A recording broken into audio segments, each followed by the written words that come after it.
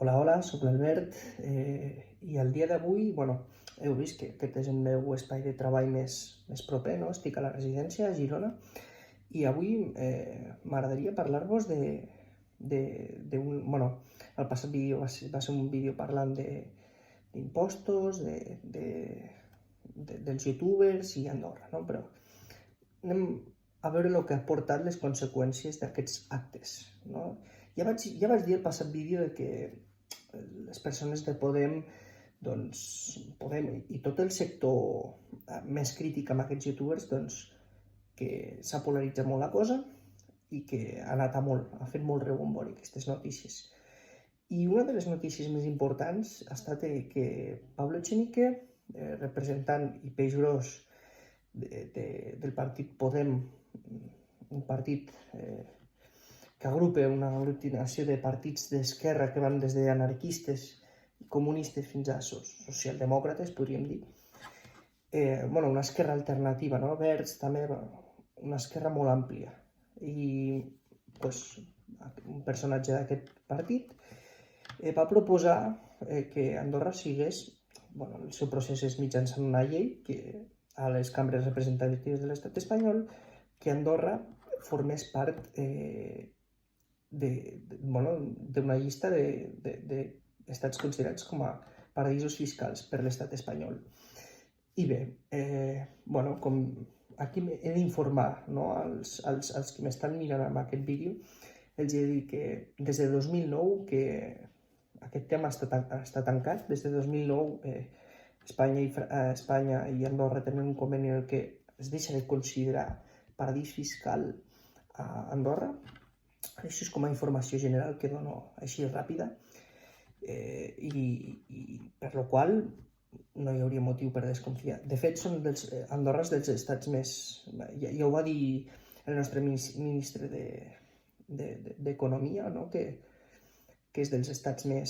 I el nostre cap de govern també ho va remarcar amb una roda de premsa urgent arran d'aquest comentari i aquesta proposta de llei per part de Podemos, que Andorra no és un paradís fiscal i és, de fet, dels estats més transparents amb relacions democràtiques i internacionals del món, bàsicament.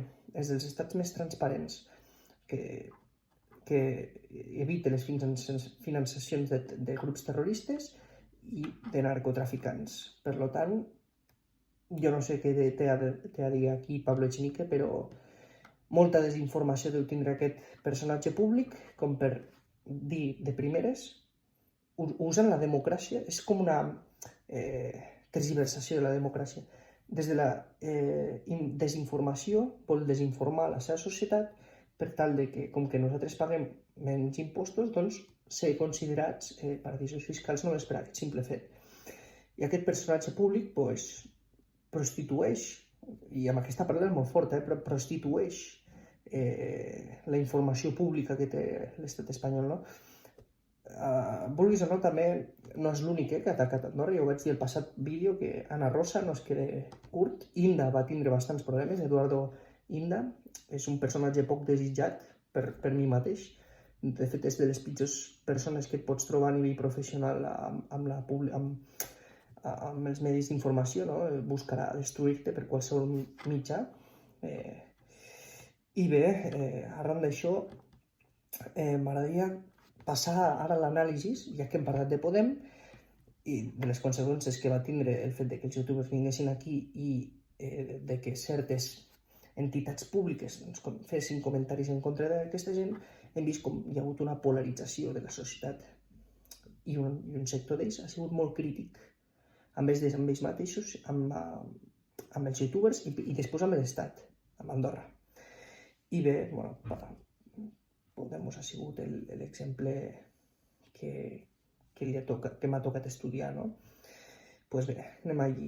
Per fer aquest estudi, aquesta anàlisi de Podemos, ens dividirem en dos, no? Des del moviment social, és a dir, des del moviment 15M del 2011 fins al 2018, que és quan hi ha la moció de censura, i del 2018 i 2019 que entren a governar fins ara. No tindrem en compte la pandèmia. Bé, com bé sabeu, Podem, abans de constituir-se com a partit polític, i hem de contextualitzar que després de la crisi del 2007 i arriba el 2011 i després de les retallades en educació i sanitat, hi ha un moviment anomenat el moviment de los indignados, no? On a les grans ciutats o les ciutats més rellevants de l'estat espanyol, tant a Barcelona com a Madrid, hi ha una sèrie de moments de protestes d'una tendència d'esquerres, que està molt bé, molt ampli, molt transversal, de gent que estava en contra d'aquestes retallades. D'aquestes retallades, de la poca inversió que hi havia en educació, un conjunt de protestes molt diverses, molt diverses. I arran d'aquí, estic resumint-ho ràpid, podríem estar-m'hi 2 hores parlant d'aquest moviment i, vinc a l'important. I a partir d'aquest moviment, doncs tenim que aquest moviment es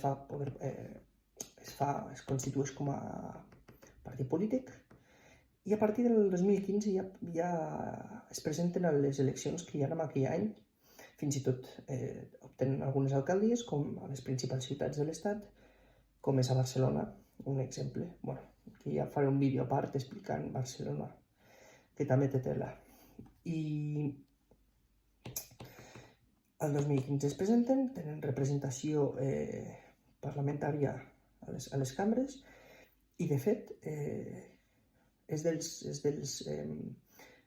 un dels partits que va crear la tendència de convertir l'estat espanyol d'un bipartidisme a un multipartidisme, i juntament amb Ciutadans també.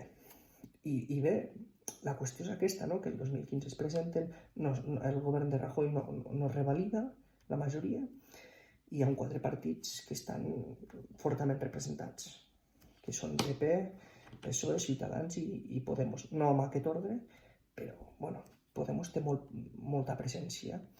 Malgrat això, el Partit Socialista s'absté i al final, en les eleccions del 2016, que es tornen a repetir eleccions, s'absté i Rajoy és president del govern i tot el que comporta això fins al 2018.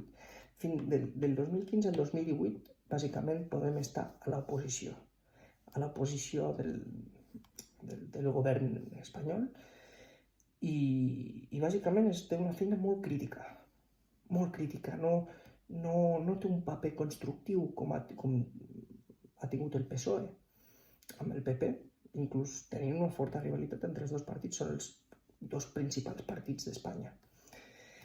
Hi ha una forta crítica tant a nivell territorial, a nivell social i a nivell econòmic, són els 3 punts més crítics de part de Podem cap al PP.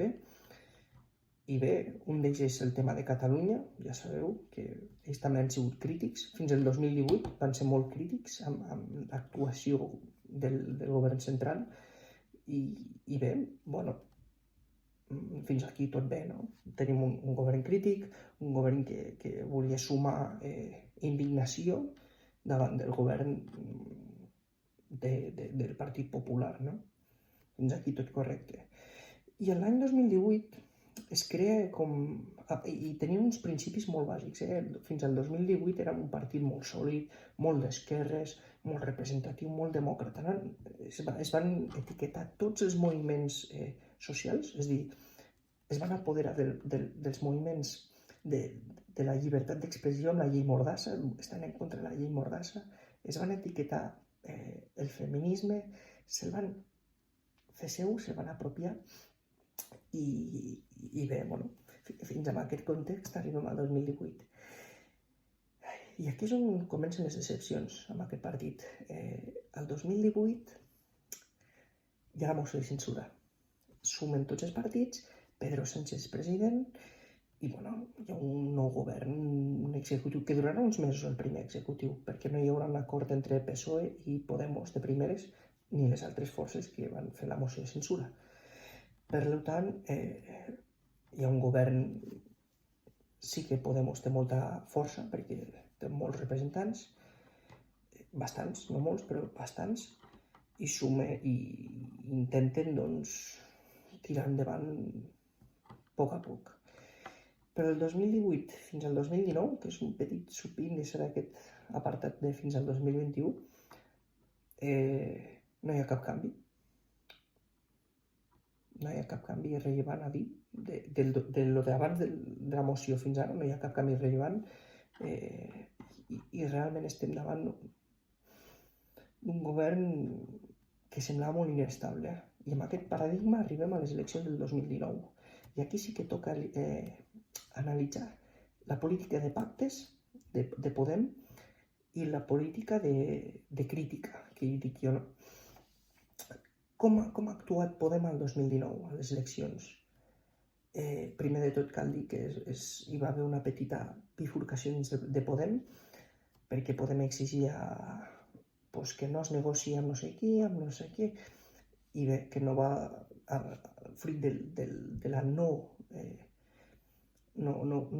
captació d'un acord entre el PSOE i Podem al 2018, doncs tenim una petita fractura, no? Dins d'aquest petit partit, mitjà partit, com és Podemos.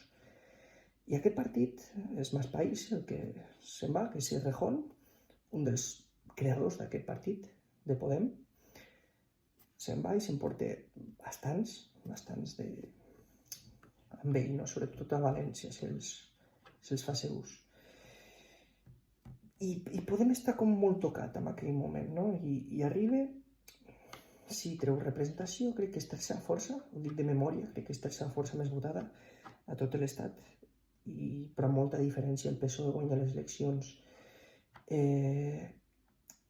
Sumen de nou totes les forces que van fer la majoria, però no obté el suport de tots. Esquerra Republicana dona el suport a canvi de res, també al govern de coalició, no? Aquest primer govern de coalició de l'estat espanyol. I a partir d'aquí veiem no sé, a partir de que es forma el govern, què és el que passa a nivell polític a la resta de l'estat. Tenim el judici als presos polítics catalans.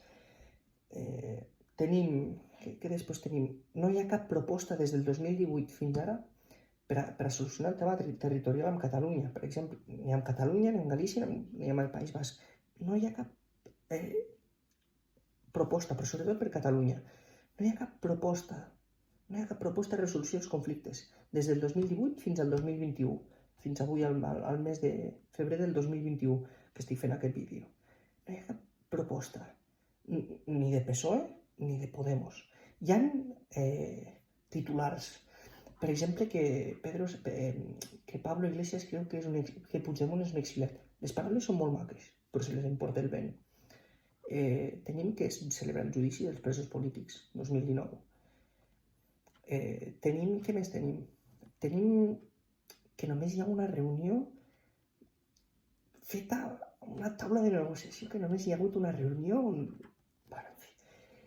i a part, el més indignant és que hi ha unes eleccions el 2019, unes eleccions municipals, i destacaré un resultat, que és el de les alcaldies de Barcelona, en què es disputava la victòria entre Comuns i Esquerra Republicana.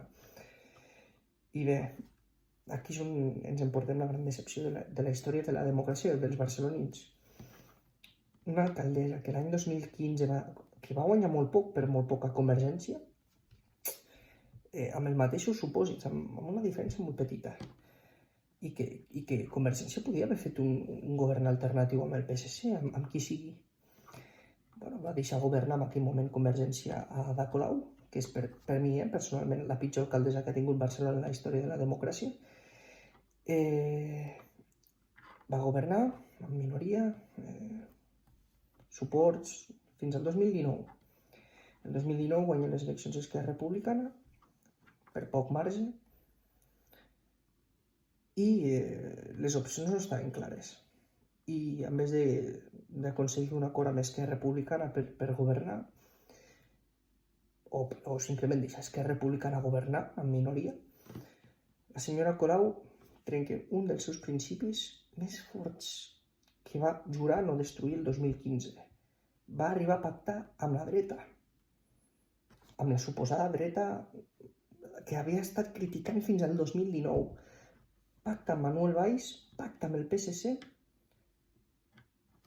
per ella tindre la cadira i per fer fora Esquerra Republicana, que jo no els defensaré en cap moment a Esquerra, però que personalment és el pacte de la vergonya, vull dir, i després hem de veure com ha deixat Barcelona, vull dir, per això en un altre vídeo ho mirarem. Què passa? Que ha trencat tots els seus principis aquest partit. Ha passat de ser una esquerra alternativa, una esquerra que criticava el PSOE per abstindre's, això el 2016, a unes eleccions, abstindre's a unes votacions al Congreso perquè Rajoy fos president, per abstindre's. Hem passat de tindre aquest partit a tindre un partit que pacta amb Ciutadans de Manuel Valls a l'alcaldia de Barcelona per obtindre la seva cadira. I jo aquí, bueno, ja heu vist l'evolució, no? De ser un partit ultracrític amb la dreta, amb el PP, amb Ciutadans, després d'innumerables comentaris en contra de Ciutadans i de Vox i de PP, va i pacta amb Ciutadans. Això és Podem. És així, no hi ha més. Es traicionen els seus propis principis. Es traicionen la seva pròpia petita, curta trajectòria. Vull dir, és un partit sense principis, que té una ideologia orientativa, perquè, clar, és un partit relativament nou, no té una tradició democràtica, només té 5 anys, 5-6 anys de rellevància democràtica com a institució política. I per últim, m'agradaria comentar-vos que això li ha passat factura també, perquè molts dels seus antics votants o no els votaran de nou o votaran al PSOE, PSC aquí a Catalunya. I un petit incís i un petit pronòstic per a aquest partit a les pròximes eleccions catalanes del 14 de febrer és que no crec que superin els 10-12 diputats. Seran residuals i, com a molt, sí, 10 diputats al Parlament de Catalunya. Per què? Perquè el que hem dit fins ara, no? És un partit que ja no representa els indignats, ja no representa la gent que està en contra de les retallades, ja no representa a qualsevol, no sé, abans fins i tot independentistes votaven a aquest partit teòricament sobiranista, i hem vist que, i una última cosa, que ara, el 2020 es va dissoldre que els bombers de Catalunya tinguessin la seva pròpia autonomia, a grans parts amb els vots de Vox, PP, PSOE, Podem. S'han centralitzat el cos de bombers a tot l'estat espanyol, o està en procés d'això, i amb els vots de Podemos. I això és el que és un fallo, no? de principis, perquè ells de base són federalistes que reconeixen la plurinacionalitat dins de l'estat espanyol, que de per si està reconeguda a l'article 2 de la Constitució. Però això em vinc a dir, la falta de valors i de principis i de tradició democràtica ha matat aquest partit. És cert que a Catalunya actuen com a comuns que no es ben bé els Podemos, vale? Un nen federat com el PSC amb el PSOE. Però realment estem davant del que és un partit que tindrà una trajectòria curta, intensa, però que realment ha faltat els seus principis, els seus valors, la seva ideologia i a la seva gent al final. Perquè si un s'acaba enganyant a si mateix i acaba fent pactes amb Ciutadans, que jo no hi tinc cap problema, A mi, si des d'un principi dius obertament que ets una persona capaç d'estendre pactes en un context bastant ampli i favorable amb d'altres formacions, sembla perfecte. Però Podem va estar des de la seva creació, 2014-2015, com sent apolítica amb aquesta gent, no? I clar, aquests partits estan i generen divisió i generen confrontació. I amb aquesta mediació, que és el vídeo més llarg que faré mai, us vull demostrar que aquest tipus de partits fan més mal que bé a les democràcies, per molt contradictori que sembli. Doncs amb això és tot, espero que us no sé si us agrada, doncs em comenteu, em deixeu un like o un comentari i no sé, ja heu vist l'ambient que estic, bastant tranquil, bastant... I no tinc res preparat, simplement m'he mirat 4 dades i m'agradava comentar això amb tots vosaltres i comentar que podem, doncs bé, és això, és per mi una de les estafes més importants de la democràcia de l'estat espanyol. No pel contingut ideològic, però sí pels seus principis. Molt bé, adeu.